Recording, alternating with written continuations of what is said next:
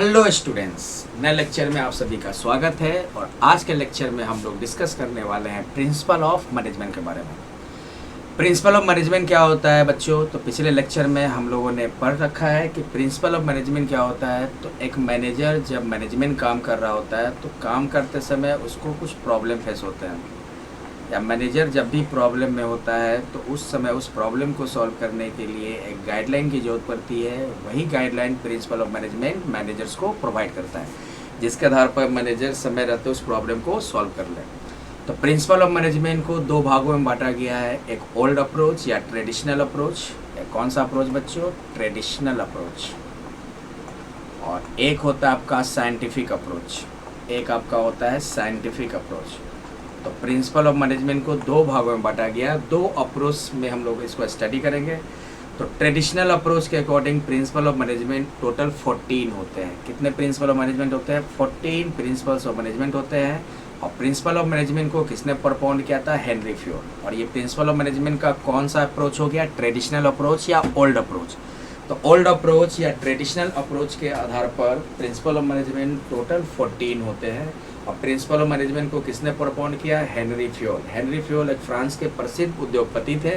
इन्होंने ही मैनेजमेंट के बारे में, मैनेजमेंट के प्रिंसिपल को डिस्क्राइब किया है, या कह सकते हो कि हेनरी फ्योल के according total principles of management 14 होते हैं।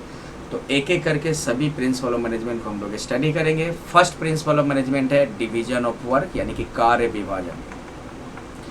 यह प्रिंसिपल क्या कहता है? तो डिवीजन ऑफ वर्क प्रिंसिपल के अकॉर्डिंग जितना संभव हो जाए, जितना तक संभव हो, ऑर्गेनाइजेशन के कामों को, ऑर्गेनाइजेशन के टोटल कामों को स्मॉल पार्ट्स में, छोटे छोटे भागों में बांट देना चाहिए। और इस बात का ध्यान रखना चाहिए कि जिस व्यक्ति को हम जो काम दे रहे हैं वो व्यक्ति वो काम करने की क्षमता रखता हो। और इस बात का भी ध्यान रखना है कि जिस व्यक्ति को हमने काम दिया है वो व्यक्ति हमेशा वही काम करेगा, कोई दूसरा काम नहीं करेगा। फॉर एग्जांपल ले लो, मान लो एक ऑर्गेनाइजेशन में बहुत सारा एक्टिविटी होता है, जैसे परचेज मान लो। जैसे एक एक्टिविटी हो गया परचेज, एक एक्टिविटी हो गया जैसे प्रोडक्शन, एक एक्टिविटी हो गया जैसे सेल, एक एक्टिविटी हो गया जैसे मार्केटिंग, एक एक्टिविटी हो गया जैसे अकाउंटिंग।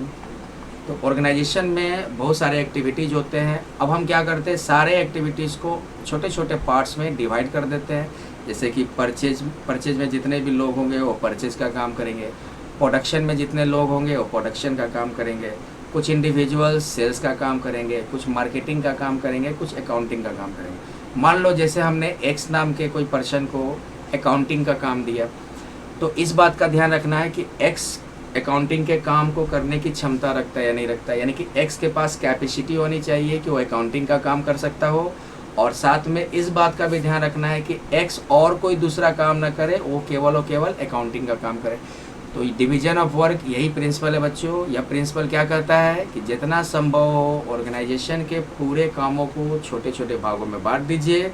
और जिस व्यक्ति को हम काम दे रहे हैं, काम देते समय इस बात का ध्यान रखना है कि वह व्यक्ति उस काम को कर सकता है।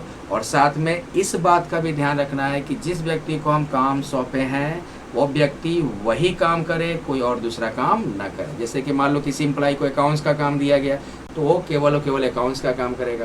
किसी एम्प्लॉय को मार्केटिंग का काम दिया गया तो वो केवल और केवल मार्केटिंग का काम करेगा। किसी एम्प्लॉय को सेल्स का काम दिए तो वो केवल सेल्स का ही काम करेगा। तो डिवीजन ऑफ वर्क में यही ध्यान रखना होता है। और डिवीजन ऑफ वर्क का फ़ायदा ये होता है कि इससे ऑर्गेनाइजेशन में जो भी एम्प्लॉय होते हैं उनकी क्षमता बढ़ती है। जैसे फॉर एग्जांपल ले लो, एक्स जो है, एक्स लगातार उसको अकाउंटिंग का ही काम करना है, तो लगातार एक ही चीज़ करने से एक्स क्या हो जाएगा, अपने काम में निपुण हो जाएगा, एफिशिएंट हो जाएगा। इससे एम्प्लॉय का एफिशिएंसी बढ़ता है। साथ में प्रोडक्शन का स्पीड भी इंक्रीज होता है, प्रोडक्शन तेज़ी से होने लगता है। और हमारे जो ऑर्गेनाइजेशन का रिसोर्सेज है वो बर्बाद होने से बच जाते हैं, या रिसोर्सेज का सही यूटिलाइजेशन होता है। ये इसका पॉजिटिव इफेक्ट है। निगेटिव इफेक्ट क्या है कि इससे वर्कर का वर्क एफिशिएंसी कम भी हो जाता है। कैसे कम हो जाता है? फॉर एग्जांपल ले लो, जैसे एक्स एम्प्लॉय है, ये अकाउंटिंग का भी काम कर सकता है और मार्केटिंग का भी काम कर सकता है। लेकिन एक्स को आप केवल किसका काम दियो? अकाउंटिंग का काम करने को दियो। तो इसकी इफिशियंसी यानी कि एक्स जो है एक से अधिक काम कर सकता है, लेकिन आप उससे केवल अकाउंटिंग का ही काम करवा रहे हो, तो बाकी काम वो नहीं कर पा रहा है, यानी कि उसकी क्षमता क्या होते जा रही है, कम होते जा रही है। वो मार्केटिंग का भी काम कर सकता था, लेकिन आप उसको मार्केटिंग का काम नहीं करने दे रहे हो, आप उसको केवल अकाउंटिंग का काम सौंपे हो। तो कभी कभी जो एम्प्लॉय, बहुत सारे कुछ एम्प्लॉय ऐसे भी होते हैं जो एक से अधिक काम कर सकते हैं, लेकिन उन लोगों के सामने प्रॉब्लम क्या हो जाता है कि वो केवल एक ही काम कर रहे हैं, तो बाकी काम में वो जो एक्सपर्ट थे वो नहीं कर पा रहे, तो उनकी क्षमता क्या हो गई, उनकी इफिशियंसी, उनके काम करने की कुशलता क्या हो जाती है, कम जाती है। तो ये इसका निगेटिव इफेक्ट है। एक बार फिर से बोल दे रहा हूँ last time, division of work principle of management का फर्स्ट प्रिंसिपल है, और यह प्रिंसिपल के अकॉर्डिंग जितना संभव हो ऑर्गेनाइजेशन के पूरे कामों को छोटे छोटे भागों में बांट दीजिए, और जब भी किसी व्यक्ति को हम काम सौंप रहे हैं इस बात का ध्यान रखना है कि वो व्यक्ति उस काम को कर सकता है, उसकी क्षमता है कि वो व्यक्ति वो काम कर सके। और दूसरा इस बात का भी ध्यान रखना है कि जिस व्यक्ति को हम जो काम दिए हैं, काम सौंपे हैं, वो व्यक्ति उसी काम को करेगा, कोई और दूसरा काम नहीं करेगा। फॉर एग्जाम्पल के तौर पे ले लो, एक ऑर्गेनाइजेशन में बहुत सारे कामों को अलग अलग एक्टिविटी में बांट दिया, जैसे एक purchase activity, production activity, sales activity, marketing activity, accounting activity. अब हमने क्या किया, अब कुछ एम्प्लॉय को हम परचेज का काम दे दिए, कुछ एम्प्लॉय को प्रोडक्शन का काम दे दिए, कुछ एम्प्लॉय को सेल्स का काम दे दिए, कुछ एम्प्लॉय को मार्केटिंग का काम दे दिए, कुछ एम्प्लॉय को अकाउंटिंग का काम दे दिए। तो यही प्रिंसिपल बच्चों डिवीजन ऑफ वर्क है। और इससे क्या होगा कि जिस व्यक्ति को हम काम दिए हैं, जिस एम्प्लॉय को हम जो डिपार्टमेंट दिए हैं, जो फंक्शन दिए, जो एक्टिविटी दिए है, वो एम्प्लॉय वही एक्टिविटी करेगा, उसी काम को करेगा। और जब भी हम काम सौंप रहे थे तो इस बात का भी ध्यान रखें कि वो व्यक्ति उस काम को कर सकता है, यानी कि वो इफिशियंट है, उसके पास क्षमता है कि उस काम को कर सकता है। तो ये प्रिंसिपल बच्चों डिवीजन ऑफ वर्क है। इसका पॉजिटिव इफेक्ट क्या है, इसका पॉजिटिव इफेक्ट यही है कि ऑर्गेनाइजेशन का जो एम्प्लॉय होता है, जो कर्मचारी होते हैं, उनकी कार्यकुशलता, इफिशियंसी बढ़ जाती है। क्यों बढ़ जाती है? क्योंकि एक पर्सन एक ही काम को बार बार कर रहा है, हर रोज़ एक ही काम को कर रहा है, तो एक ही काम को रोज़ करने से वो काम करने में स्पेशलिस्ट हो जाता है, एक्सपर्ट हो जाता है, उसकी इफिशियंसी बढ़ जाती है। ऑर्गेनाइजेशन का जो प्रोडक्शन की रफ्तार है, जो प्रोडक्शन का स्पीड है, वो तेज़ हो जाता है और रिसोर्सेज बर्बाद होने से बच जाते हैं। तो बच्चों ये पॉजिटिव इफेक्ट। वायलेटिंग इफेक्ट क्या है कि कभी कभी ऐसा होता है कि कुछ ऐसे भी एम्प्लॉयज़ होते हैं जो एक से अधिक काम कर सकते हैं, लेकिन आप उसको केवल एक ही काम करवा रहे हो। वो दूसरा काम भी कर सकता है, लेकिन वो आप उससे केवल एक ही काम करवा रहे हो, दूसरा काम वो कर नहीं पा रहा है, जिससे उसकी काम करने की जो इफिशियंसी है वो कम जाती है। तो ये बच्चों उसका वायलेटिंग इफेक्ट, निगेटिव इफेक्ट। तो फर्स्ट प्रिंसिपल ऑफ मैनेजमेंट हो गया। सेकेंड प्रिंसिपल ऑफ मैनेजमेंट है अथॉरिटी एंड रिस्पॉन्सिबिलिटी। अथॉरिटी को हिंदी में कहते हैं अधिकार, रिस्पॉन्सिबिलिटी को हिंदी में कहते हैं जिम्मेदारी या उत्तरदायित्व। तो यह प्रिंसिपल के अकॉर्डिंग जिस व्यक्ति को हम काम सौंपे हैं, काम के साथ साथ उस व्यक्ति को उस काम का अधिकार भी दीजिए और साथ में काम का रिस्पॉन्सिबिलिटी भी सौंपिए। यानी कि जिस व्यक्ति को काम सौंपा जाता है ना, तो काम के साथ साथ उस व्यक्ति को उस काम से संबंधित जो भी डिसीजन ले सकता है, सारे अधिकार उसको सौंप दिए जाते हैं। और जैसे अधिकार उसको दिए गए तो अधिकार के साथ साथ रिस्पॉन्सिबिलिटी भी हाथों हाथ उस कर्मचारी को सौंप दिया जाता है। इससे क्या होता है कि जिस व्यक्ति को काम का अधिकार दिए हैं, अगर वो काम में गड़बड़ करता है तो इसकी जिम्मेदारी वो उसको खुद उठाने हैं, वो उसके लिए रिस्पॉन्सिबल है। तो ऐसे करने से क्या होता है कि वो एम्प्लॉय जिसको काम सौंपा गया है वो अलर्ट होकर काम करता है, सावधानी से काम करता है, क्योंकि उसको पता है कि हमें ये काम मिला है, हमें इस काम को करने का अधिकार मिला है, हम इस काम से रिलेटेड डिसीजन ले सकते हैं। तो काम अगर गड़बड़ करेंगे तो हमें जवाब देना पड़ेगा। तो इससे क्या होता है कि वो एम्प्लॉय काम में गड़बड़ी नहीं करता है, कोशिश करता है कि काम में गड़बड़ी ना करे।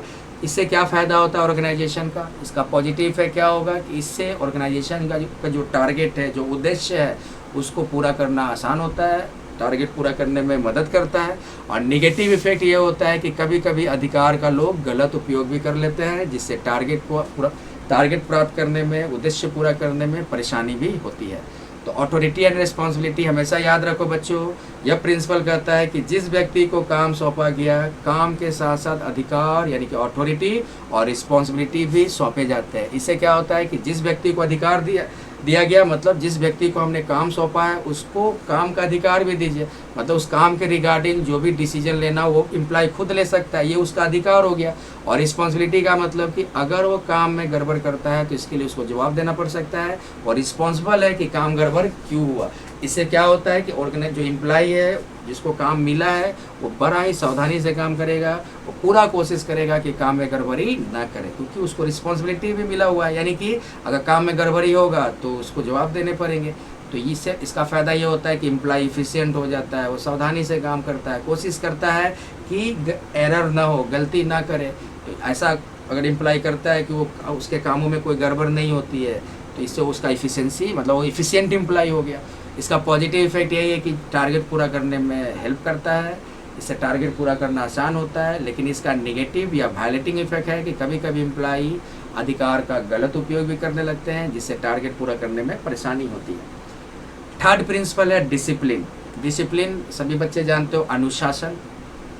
डिसिप्लिन प्रिंसिपल के अकॉर्डिंग ऑर्गेनाइजेशन जो ऑपरेट होता है, ऑर्गेनाइजेशन रूल्स के अकॉर्डिंग चलता है। तो हर ऑर्गेनाइजेशन का अपना अपना नियम होता है। तो ऑर्गेनाइजेशन का रूल्स और एम्प्लॉयमेंट अग्रीमेंट का हर हाल में पालन होना चाहिए, चाहे वो सुपेरियर हो या सब ordinate.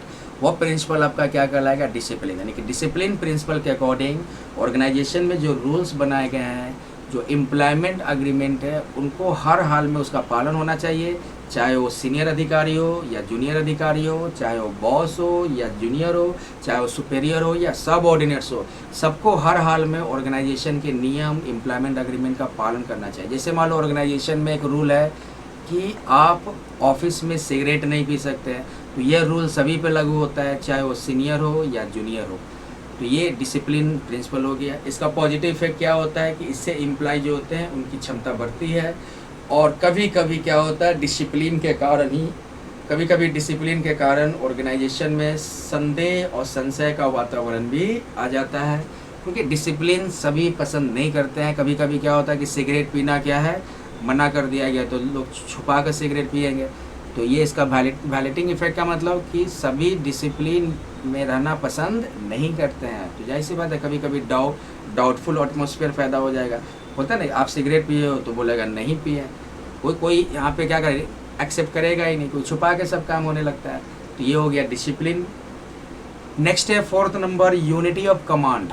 Unity of command principle कहता है कि एक बार में एक ही बॉस होना चाहिए जिससे उसको ऑर्डर मिले। जैसे मान लो एक्स नाम का कोई एम्प्लॉई है, तो इसको एक बॉस, मान लो वाई नाम का एक सीनियर है, सुपेरियर है, तो एक्स एम्प्लॉई को एक ही सुपेरियर से एक टाइम पे ऑर्डर मिलना चाहिए।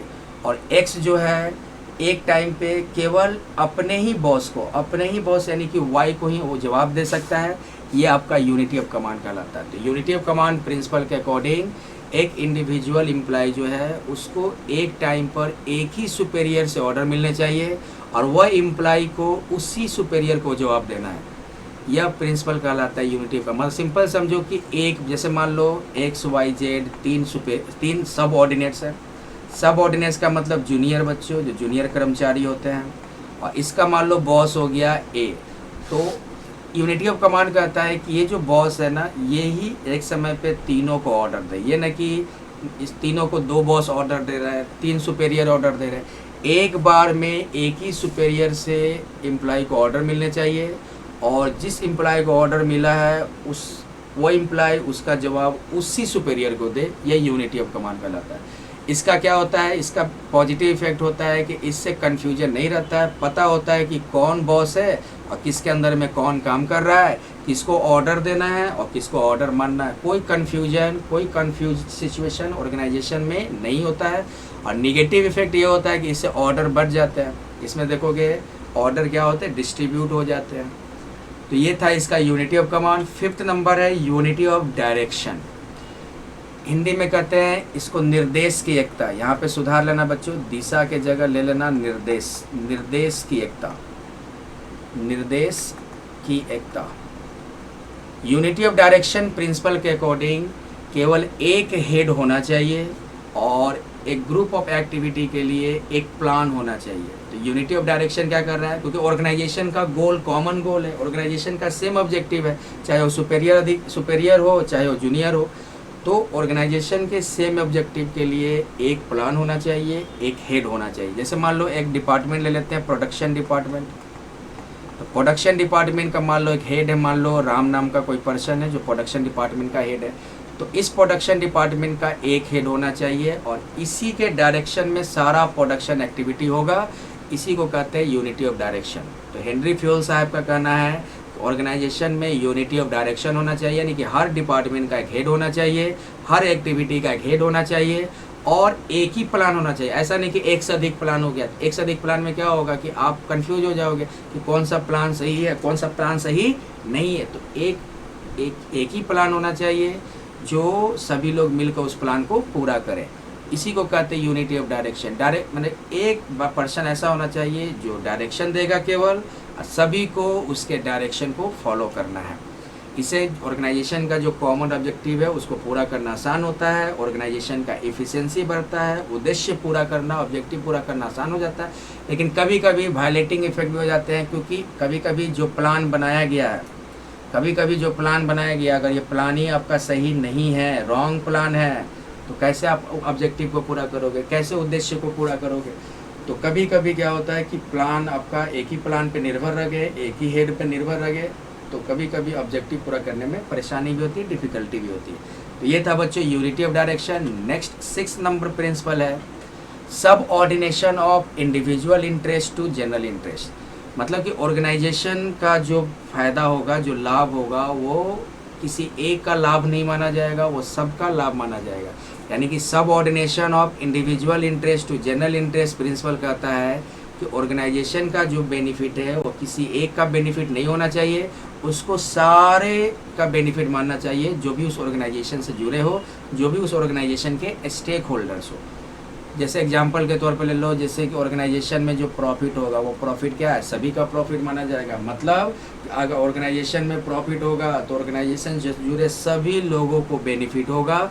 ये प्रिंसिपल है subordination of individual interest to general interest. इसका फ़ायदा यही होता है कि ऑर्गेनाइजेशन में जो भी लोग जुड़े हैं, चाहे एम्प्लॉय हो, शेयर होल्डर्स हो, उनको इंटरेस्ट होता है कंपनी से, वो हमेशा चाहेंगे, कंपनी का फेवर चाहेंगे, क्योंकि उनको पता है कि कंपनी का ग्रो होगा तो उनका भी बेनिफिट होगा।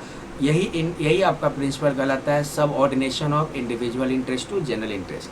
तो subordination of individual interest to general interest principle के अकॉर्डिंग ऑर्गेनाइजेशन का इंटरेस्ट जो है किसी इंडिविजुअल का इंटरेस्ट नहीं होना चाहिए, ऑर्गेनाइजेशन का इंटरेस्ट कॉमन इंटरेस्ट होना चाहिए। इसका पॉजिटिव इफेक्ट यही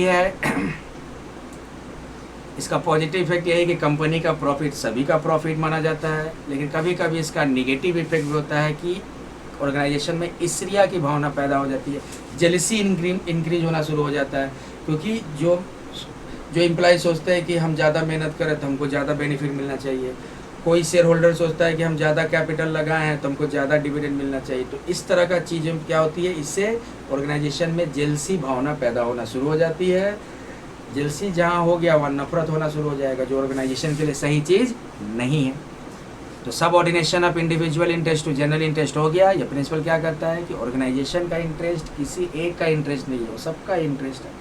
7 नंबर प्रिंसिपल है रेमुनरेशन ऑफ एम्प्लॉयज, और यह प्रिंसिपल कहता है कि एम्प्लॉय को सही रेमुनरेशन मिलना चाहिए, क्योंकि जब तक एम्प्लॉय को आप सही रेमुनरेशन नहीं मिलेगा वो आपके यहाँ मन से काम नहीं करेगा।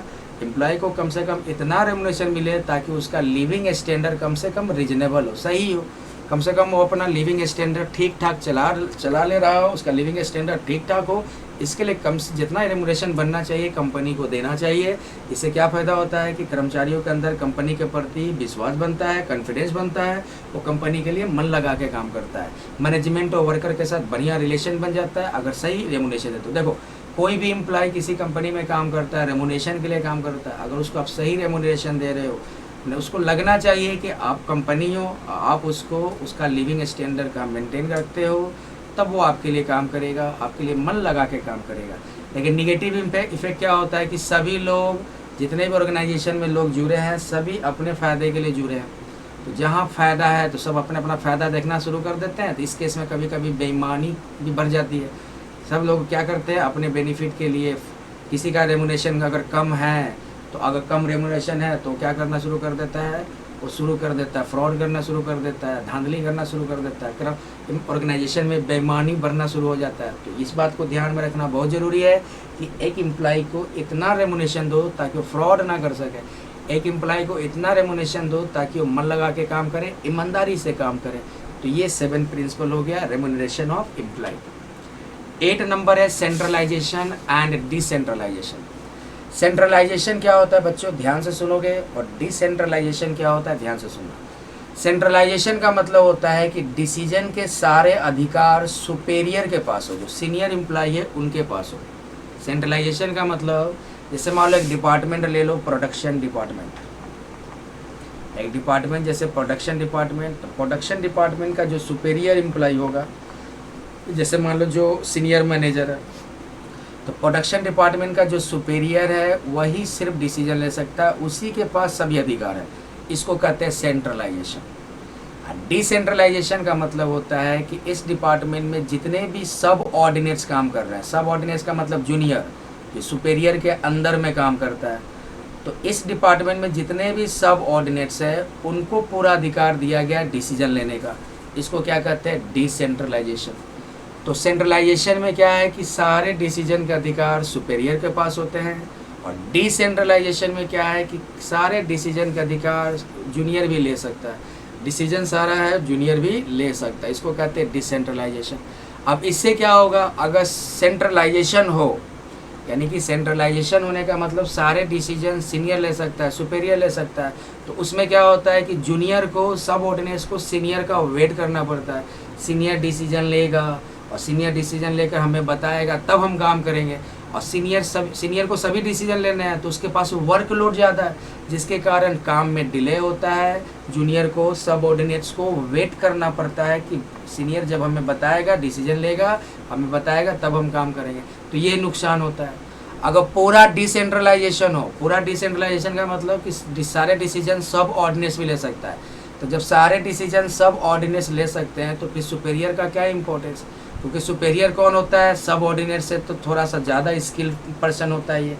तो सारे डिसीजन सब ऑर्डिनेट्स ले ही सकते हैं, तो फिर सुपेरियर का कोई इंपॉर्टेंस नहीं रहेगा, कोई वैल्यू नहीं रहेगा।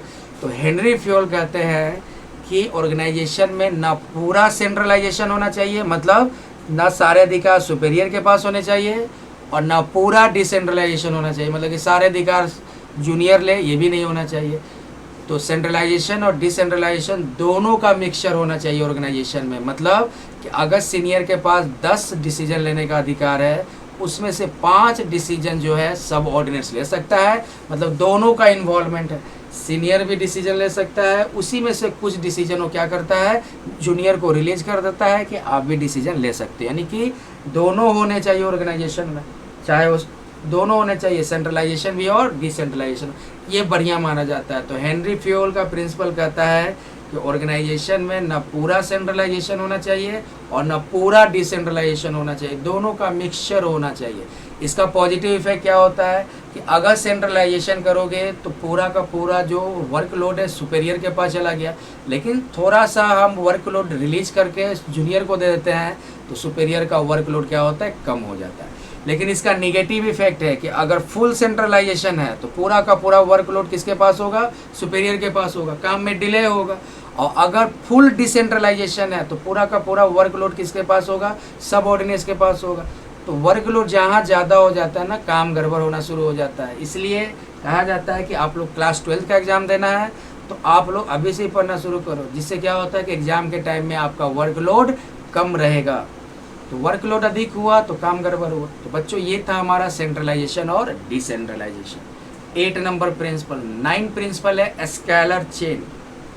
स्केलर चेन को हिंदी में कहते हैं सोपान श्रृंखला। और स्केलर चेन प्रिंसिपल के अकॉर्डिंग ऑर्गेनाइजेशन के पास क्या होना चाहिए, चेन ऑफ अथॉरिटी होनी चाहिए।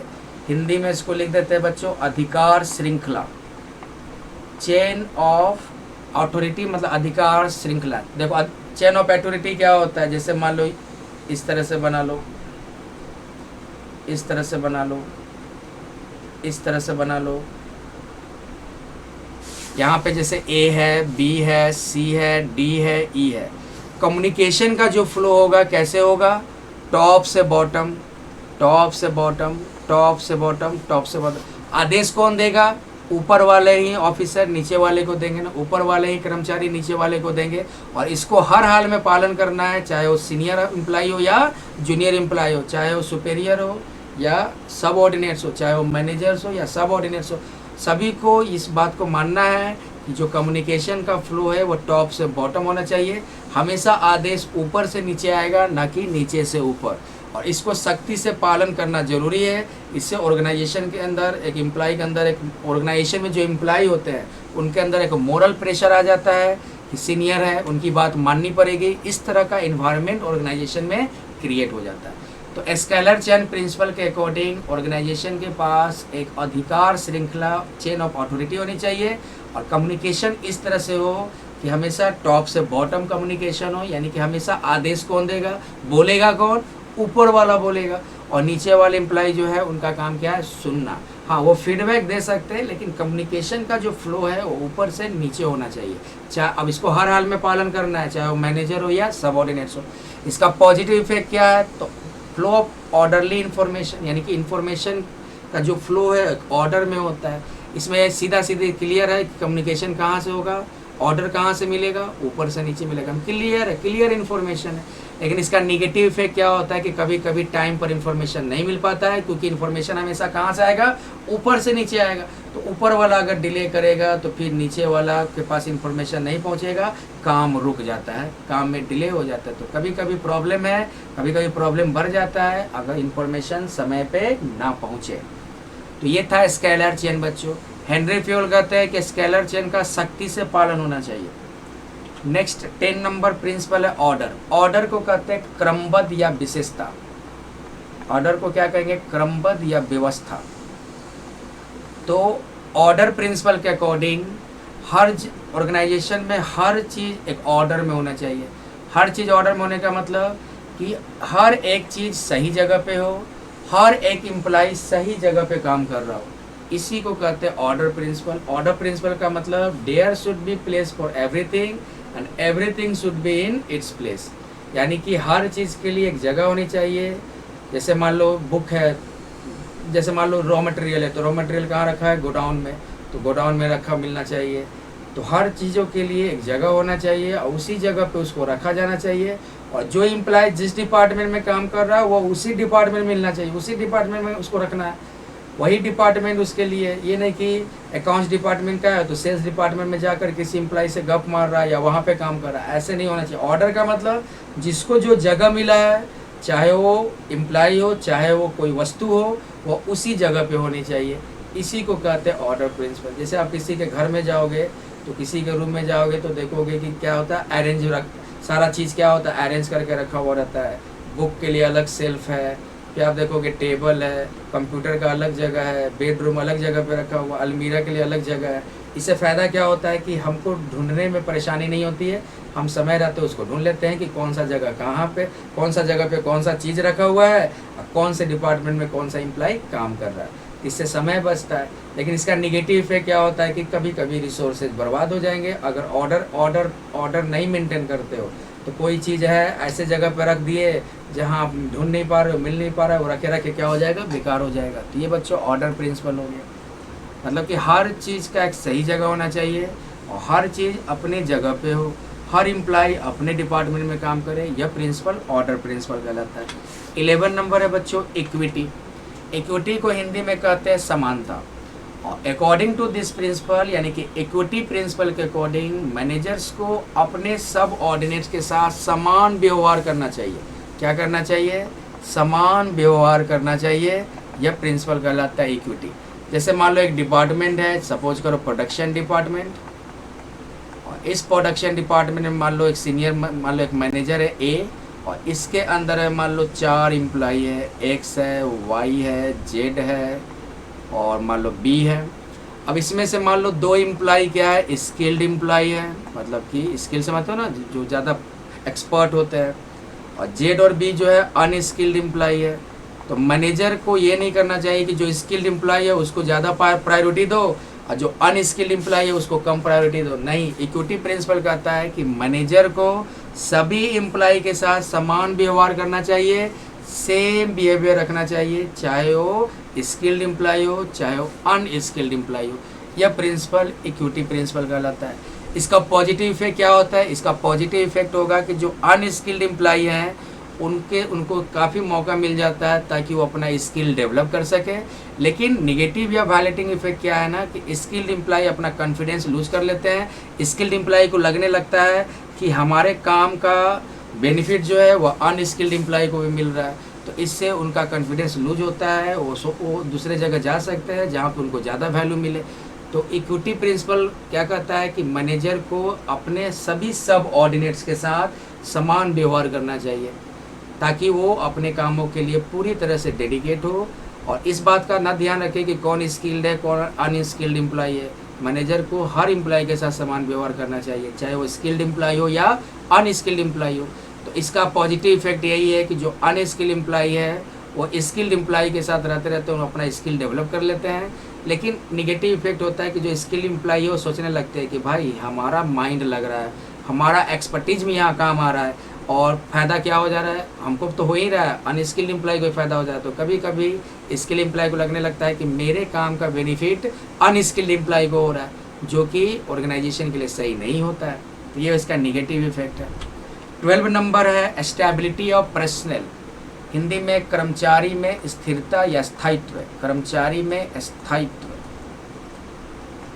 तो स्टेबिलिटी ऑफ पर्सनल प्रिंसिपल कहता है कि ऑर्गेनाइजेशन में जो भी एम्प्लॉय काम कर रहे हो ना वो मेरे यहाँ टिके रहे, स्टेबल रहे, हमारा कंपनी छोड़कर कहीं और ना जाए।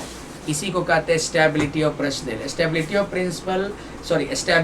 पर्सनल प्रिंसिपल कहता है कि ऑर्गेनाइजेशन में जितने भी कर्मचारी काम कर रहे हैं, कोशिश करना चाहिए ऑर्गेनाइजेशन को, कोशिश करना चाहिए मैनेजमेंट को कि वो एम्प्लॉय काम छोड़ कर ना जाए, वो हमारे ऑर्गेनाइजेशन में टिक कर काम करे। इससे क्या होता है कि काम में रुकावट नहीं होता है। अगर मान लो कोई एम्प्लॉय छोड़ के चला गया तो उसके जगह पे फिर नया एम्प्लॉय ढूंढने में समय लगेगा, तो काम थोड़ा देर के लिए रुक जाता है, काम में बाधा पड़ता है। तो स्टेबिलिटी ऑफ पर्सनल का यही फ़ायदा है कि अगर आप कोशिश करो कि ऑर्गेनाइजेशन में जो एम्प्लॉय है वो आपके यहाँ टिक कर काम करे। इसके लिए उसको सैलरी बढ़िया देना होगा, उसको बढ़िया सैलरी दोगे, बढ़िया माहौल दोगे, बढ़िया इन्वायरमेंट दोगे, फ्रेंडली इन्वायरमेंट दोगे, तो ये सब इसलिए करती है कंपनी ताकि वो कर्मचारी हमारे यहाँ टिके, हमारे यहाँ काम करे।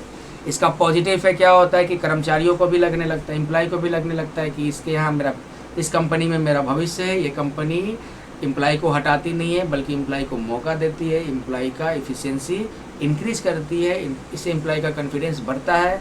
और एक निगेटिव इफेक्ट ये है कि देखो कोई अच्छा वर्कर होगा ना, जो एक्सपर्ट वर्कर होता है, स्किल्ड वर्कर होता है, वो हमेशा अधिक सैलरी के लालच में वो कंपनी छोड़ भी देता है। उसको जहाँ ज़्यादा सैलरी मिलेगा वहाँ चला जाएगा। तो इसका निगेटिव इफेक्ट है कि हम कितना भी कोशिश कर लें कि एम्प्लॉय मेरे यहाँ टिके, लेकिन जो अच्छा वर्कर है, डिमांडेड वर्कर है, उसको दूसरे जगह मौका मिलेगा, ज़्यादा सैलरी मिलेगा, वो आपका कंपनी छोड़कर दूसरे जगह जा सकता है। तो ये इसका नेगेटिव या वायलेटिंग इफेक्ट हो गया। तो 12 प्रिंसिपल हो गया stability of personal. Third principal है इनिशिएटिव। इनिशिएटिव प्रिंसिपल क्या कहता है कि ऑर्गेनाइजेशन में जो भी एम्प्लॉय है उसको भी प्लानिंग में हिस्सा मिलना चाहिए। जैसे मान लो प्रोडक्शन डिपार्टमेंट ले लो, सपोज करो प्रोडक्शन डिपार्टमेंट में प्लानिंग का काम हो रहा है, तो प्लानिंग में कौन इन्वॉल्व होते हैं, जो सुपेरियर होते हैं, वो तो जाहिर सी बात है वो तो इन्वॉल्व होंगे ही। लेकिन सब ऑर्डिनेट्स को भी मौका मिलना चाहिए कि वो भी प्लानिंग एक्टिविटी में, प्लानिंग फंक्शन में पार्टिसिपेट करे। इससे क्या होता है कि सब ऑर्डिनेट्स को भी मौका मिलना चाहिए कि वो क्या सोचता है, वो अपना ओपिनियन सबके सामने रख सकता है। इससे जो जूनियर एम्प्लॉय है उनका कॉन्फिडेंस बढ़ता है, उनको भी लगता है कि हमको भी दिमाग वाला, सोच वाला काम में हमें भी पार्टिसिपेट किया जा रहा है। हम इससे एम्प्लॉय का थिंकिंग पावर बढ़ता है, उसकी इफ़िशिएंसी बढ़ती है, और इसका फ़ायदा ऑर्गेनाइजेशन को भी होता है। कोई जूनियर एक ऐसा आइडिया दे देता है, एक ऐसा इनोवेटिव आइडिया दे देता है जो सीनियर के पास भी नहीं होता है। तो ये जो नया आइडिया जो आते हैं ना, ये कहाँ से आते हैं, सब ऑर्डिनेट से आते हैं। क्योंकि कोई भी किसी भी कंपनी में जब फ्रेश टैलेंट जाता है तो सीनियर बन के नहीं जाता, जूनियर बन के ज्वाइन करता है। इसलिए इनिशिएटिव प्रिंसिपल हर हाल में कंपनी को मानना चाहिए, फॉलो करना चाहिए, क्योंकि प्रिंसिपल क्या कहता है कि आप जूनियर को भी प्लानिंग में हिस्सा दो, जूनियर को भी प्लानिंग फंक्शन में भाग लेने दो। इससे क्या होगा कि वो फ्रेश टैलेंट है, हो सकता है इस प्लानिंग एक्टिविटी में वो आपको एक ऐसा आइडिया बता दे जो यूनिक आइडिया हो, जिसका फ़ायदा ऑर्गेनाइजेशन को हो सकता है। तो इसका पॉजिटिव इफेक्ट है कि ऑर्गेनाइजेशन जो सब ऑर्डिनेट्स होते हैं, जो कर्मचारी होते हैं, उनका थिंकिंग पावर बढ़ता है, उनका एफिशिएंसी बढ़ता है। लेकिन निगेटिव इफेक्ट ये होता है ना कि प्लानिंग प्रोसेस में जब हम जूनियर को मौका देते हैं तो जूनियर को कंपनी का अंदर का चीज़ पता चल जाता है। तो जूनियर को जब कंपनी का अंदर का चीज़ पता चल जाता है तो कभी कभी क्या होता है कि अगर कंपनी मान लो कंपनी के फाइनेंशियल पोजीशन के बारे में या कंपनी के ऐसे चीज़ों के बारे में पता चल गया जिससे एम्प्लॉय को लगने लगता है कि कंपनी में हमारा फ्यूचर नहीं है, तो थोड़ा एम्प्लॉय कंपनी के लिए अपना अटैचमेंट खो सकते हैं। ये इसका निगेटिव इफेक्ट हो गया। कभी कभी लगेगा उसको, अब किसी को अंदर का प्लानिंग में हिस्सा दे दिया, अपने अंदर का चीज़ बता रहे हो, तो जाहिर सी बात है कि कभी कभी अगर कोई निगेटिव चीज़ है उस एम्प्लॉय ने पकड़ लिया, उसको लगने लगा कि इस कंपनी में मेरा फ्यूचर नहीं है, तो दूसरी जगह जाकर शिफ्ट हो जाएगा। तो इससे क्या होता है, उस कंपनी के लिए उसका अटैचमेंट कम होना शुरू हो जाता है। उसको लगता है कि ये कंपनी मेरे लिए सही नहीं है, हमको दूसरे कंपनी में जाना है। तो ये था initiative. 14 and last principle of management on the basis of या एज पर हेनरी फ्यूल आपका लास्ट प्रिंसिपल ऑफ मैनेजमेंट है spread the crops. Spread the crops, इसको हिंदी में कहते हैं सहयोग की भावना। तो यह प्रिंसिपल कहता है कि मैनेजमेंट करने वाले कौन होते हैं, मैनेजर होते हैं। तो एक मैनेजर जब मैनेजमेंट कर रहा होता है ना, तो वो अपने सब ऑर्डिनेट के साथ मिलकर एक टीम स्पिरिट की भावना क्रिएट करे ताकि सभी लोग मिलकर काम करें। यानी कि स्प्रेड द क्रॉप्स प्रिंसिपल कहता है कि मैनेजमेंट जो है वो टीम स्पिरिट ऑफ यूनिटी को प्रमोट करे। इसका मतलब कि मैनेजमेंट या जो कंपनी का एम्प्लॉय है और मैनेजर, उनके बीच में टीम वर्क हो। ये टीम वर्क होने का फ़ायदा ये होता है ना कि सब लोग मिलकर काम करते हैं, तो क्या होता है कि अगर प्रॉब्लम आ गया तो सभी को पता है, मैनेजर को भी पता है कि प्रॉब्लम आ गया, हम अकेले नहीं हैं, हमारे साथ और भी लोग हैं जो हमारे टीम में हैं। अगर हम टीम वर्क करेंगे तो इस प्रॉब्लम को हम क्या कर सकते हैं, सॉल्व कर सकते हैं। ऐसे भी अकेले हम कुछ नहीं कर सकते हैं। हम कोई भी काम में सफल होना है तो टीम वर्क की ज़रूरत पड़ती है, टीम स्पिरिट की ज़रूरत पड़ती है। तो टीम स्पिरिट के साथ काम करने से क्या होता है ना कि कर्मचारी मोटिवेट होते हैं। उनको लगता है कि हम अकेले नहीं। जैसे मान लो 20 लोगों का एक ग्रुप है जो मिलकर मेहनत करके एक गोल को पूरा करने की कोशिश में लगे हैं। अब उसमें से 15 लोग जमकर मेहनत कर रहे हैं, तो जो 5 लोग मेहनत नहीं कर रहे हैं ना, वो भी कोशिश में लग जाते हैं कि वो भी क्या करें, मेहनत करें, क्योंकि मोटिवेट हो जाते हैं वैसे लोगों के साथ काम करने से। तो टीम स्पिरिट की भावना से क्या फ़ायदा होता है कि एम्प्लॉय मेहनती होते हैं, काम करने के लिए प्रेरित होते हैं, मोटिवेट होते हैं। लेकिन इसका निगेटिव इफेक्ट है कि कभी कभी क्या होता है कि टीम स्पिरिट जो होता है वो ख़त्म भी हो सकती है।